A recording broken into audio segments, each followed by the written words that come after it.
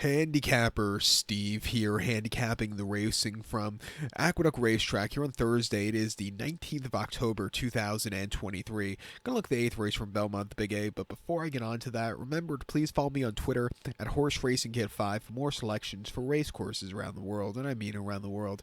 Let's look at the 8th from Belmont. It is the Glen Cove Stakes, going for a $125,000 purse, race for fillies, 3-year-olds. We have a field of 15 horses entered. 11 through 14 are AEs. 15 is an MTO, 10 will head to the outer turf course, the distance of ground of 1,200 meters, or the distance of ground of 6 furlongs on the Aqueduct outer turf course. 1,200 meters, 6 furlongs here, and I show the diagram. It just gives me a second to look down my notes, just bear with me. Gonna go take the number 8 horse here, who is Love Appeals as a top selection. 8295 for me in the superfecta.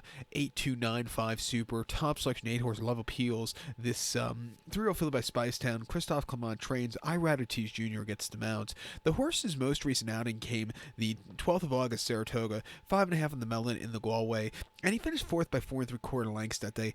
It was the softer side of good. He didn't get out of the gate so clearly. He was a little bit up on heels that day. He had a little bit of trouble trip. It just wasn't to his liking. From the going to the trip, it wasn't his day to win.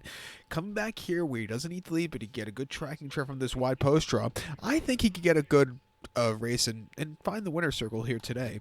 Two back, he ran the Blue Sparkler at Monmouth, 5.5 on the 15th of July. Finished 3rd by neck that day. He didn't get out of the gate so clearly, which probably cost him that day, but he had a dream tracking trip all the way around the race course. He just missed late. He's closing up like an express train.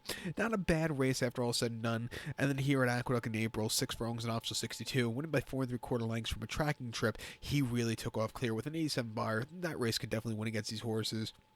And then they tried the horse routing in the Sanibel Island over the 7.5 at Gulfstream earlier in the month.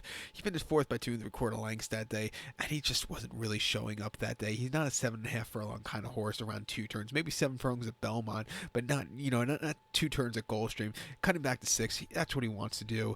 I think the 2 horse here, Dance Macabry for Kelsey Danner and Adam Beskica can win. Nearly won the matron last year over the 6 furlongs here, finishing 3rd by 1 3/4 lengths, where he just missed late, but ran her hard out there.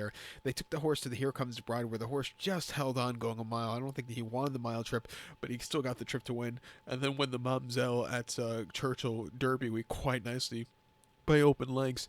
Refreshing here. Back to sprinting trip, second off. He could definitely win at 3-1, and even the 9 horse, Don't Look Back Tall. For Christophe, his win here in September was quite nicely done on the front end, and then the races in defeat before that, they weren't bad races. He's definitely run races fast enough to win here. His race here in the matron last year wasn't half bad after he had a very troubled trip. I'll give this horse a shot. This is a very wide open late pick 4. Great card today from Aqueduct, so hopefully you play it.